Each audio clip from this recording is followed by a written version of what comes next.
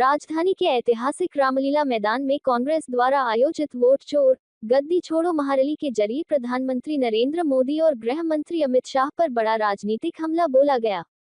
कांग्रेस के शीर्ष नेतृत्व ने आरोप लगाया कि भाजपा सत्ता में बने रहने के लिए संविधान और लोकतांत्रिक संस्थाओं को कमजोर कर रही है। पार्टी का कहना है कि चुनावी प्रक्रिया में कथित वोट चोरी के जरिए जनता के जनादेश को प्रभावित किया जा रहा है। कांग्रेस नेताओं ने स्पष्ट किया कि भाजपा सरकार लोकतंत्र पर हमला कर रही है, लेकिन कांग्रेस जनता के वोट और अधिकारों की रक्षा के लिए अंतिम सांस तक संघर्ष करती रहेगी। महारैली के दौरान मंच के सामने देश भर की जनता के हस्ताक्षरों से भरे कागजों की बोरियां रखी गईं, जिनकी संख्या 5 करोड़ से अधिक बताई गई। कांग्रेस ने दावा किया कि ये हस्ताक्षर कथित वोट चोरी के खिलाफ जनता के गुस्से और विरोध का प्रतीक हैं। पार्टी नेताओं ने कहा कि यह सिर्फ एक रैली नहीं, बल्कि लोकतंत्र को बचाने की जनांदोलन की शुरुआत है। लोकसभा में नेता प्रतिपक्ष राहुल गांधी ने अपने संबोधन में भाजपा और आरएसएस पर तीखा हमला बोलते हुए कहा कि आज देश में सत्य और सत्ता के बीच सीधी लड़ाई चल रही है। उन्होंने आरोप लगाया कि भाजपा और आरएसएस सत्य में विश्वास नहीं रखते, बल्कि सत्ता के बल पर लोकतांत्रिक संस्थाओं को कमजोर कर रहे हैं।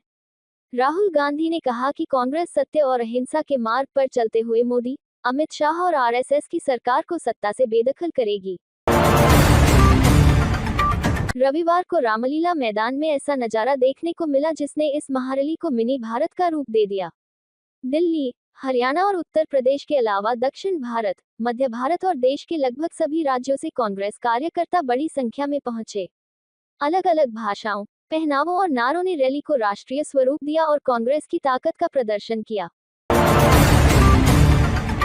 महारैली के चलते दिल्ली मेट्रो स्टेशनों पर अचानक भीड़ बढ़ गई, जिससे यात्रियों को भारी परेशानी का सामना करना पड़ा। स्टेशन में प्रवेश के दौरान अफरा तफरी मच गई और हालात संभालने के लिए सीआईएसएफ को तैनात किया गया। रामलीला मैदान के आसपास सार्वजनिक वाहनों के प्रवेश पर रोक लगा दी गई, जिससे बाहर से आने वाले लोगों के लिए मेट्रो ही एकमात्र सहारा बनी रही। आम आदमी पार्टी के प्रदेश संयोजक सौरभ भारद्वाज ने लोकतंत्र को मजबूत करने और जन जागरूकता बढ़ाने के लिए कांग्रेस के प्रयासों का स्वागत किया। हालांकि उन्होंने दिल्ली में कथित वोट चोरी के मुद्दे पर कांग्रेस की चुप्पी पर सवाल खड़े किए।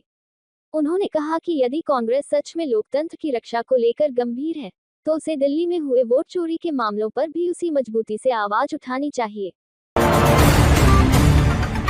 प्रदेश भाजपा अध्यक्ष वीरेंद्र सचदेवा ने कांग्रेस की रैली पर तीखा हमला बोला और प्रधानमंत्री नरेंद्र मोदी के खिलाफ लगाए गए आपत्तिजनक नारों की कड़ी निंदा की।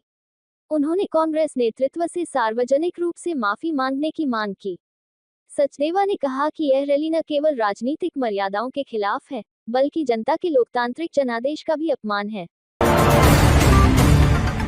दिल्ली में बढ़ते वायु प्रदूषण और सरकार की नाकामी को लेकर हो रही आलोचना के बीच मुख्यमंत्री रेखा गुप्ता के विपश्यना को लेकर दिए गए बयान पर आम आदमी पार्टी ने तीखा हमला बोला। अरविंद केजरीवाल ने विपश्यना को भाग जाना कहे जाने पर पलटवार करते हुए इसे भगवान बुद्ध की सिखाई दिव्य साधना का अपमान बताया। आप प्रदेश अध्यक्ष सौरभ भारद्वाज ने राजधानी में लगातार बिगड़ती वायु गुणवत्ता को लेकर भाजपा सरकार और मुख्यमंत्री पर निशाना साधा। उन्होंने कहा कि दिसंबर के मध्य में भी दिल्ली का AQI 450 के पार पहुंच चुका है, जबकि एनसीआर के किसी भी राज्य में पराली नहीं जलाई जा रही। इसके बावजूद दिल्ली की हवा इतनी जहरीली है कि लोगों का दम घुट रहा है। प्रदेश भाजपा प्रवक्ता प्रवीण शंकर कपूर ने बड़े प्रदूषण स्तर के लिए आम आदमी पार्टी और कांग्रेस को जिम्मेदार ठहराने को गलत बताया। उन्होंने कहा कि पिछले कुछ दिनों में प्रदूषण बढ़ा जरूर है, लेकिन इसके पीछे पश्चिमी विक्षोभ के कारण हवा की गति का लगभग ठप होना मुख्य वजह है। ये स्थिति पूरे उत्तर भारत में देखने को मिल रही है। सुस्त हवाओं के कारण दिल्ली का AQI 461 दर्ज किया गया, जो इस साल का सबसे प्रदूषित दिन माना जा रहा है। 40 में से 39 मॉनिटरिंग स्टेशन गंभीर श्रेणी में दर्ज किए गए हैं। CPCB के अनुसार तापमान गिरने से आने वाले दिनों में हवा की गुणवत्ता और खराब हो सकती है। नर्सरी दाखिले के नियमों में अभिभावकों को राहत देते हुए उम्र में छूट का दावा करने का प्रावधान रखा गया है। स्कूल प्रमुख न्यूनतम और अधिकतम उम्र में अपने स्तर पर छूट दे सकते हैं। हालांकि नर्सरी दाखिले के लिए 3 वर्ष की उम्र अनिवार्य रखी गई है। एनडीएमसी के उपाध्यक्ष कुलजीत सिंह चहल ने लक्ष्मीबाई नगर स्थित संजय झील में विशेष वृक्षारोपण अभियान का शुभारंभ किया। मॉर्निंग वॉक के लिए आए नागरिकों और कर्मचारियों ने अपनी अपनी मां के नाम पौधे लगाए। उन्होंने कहा कि यह अभियान मां और प्रकृति के प्रति हमारी साझा जिम्मेदारी का प्रतीक है। नशे की लत पूरी करने के लिए दाबड़ी स्थित एक मंदिर से लड्डू गोपाल की मूर्ति और सोने के झुमके चोरी किए गए। पुलिस ने सीसीटीवी फुटेज की मदद से आरोपी की पहचान कर उसे गिरफ्तार कर लिया। चोरी की गई मूर्ति और झुमके भी बरामद कर लिए गए हैं। करपुर इलाके में डीजे पर नाचने को लेकर हुए विवाद ने हिंसक रूप ले लिया, जिसमें एक युवक पर चाकू से हमला किया गया। गंभीर रूप से घायल युवक को अस्पताल ले जाया गया, जहां इलाज के दौरान उसकी मौत हो गई।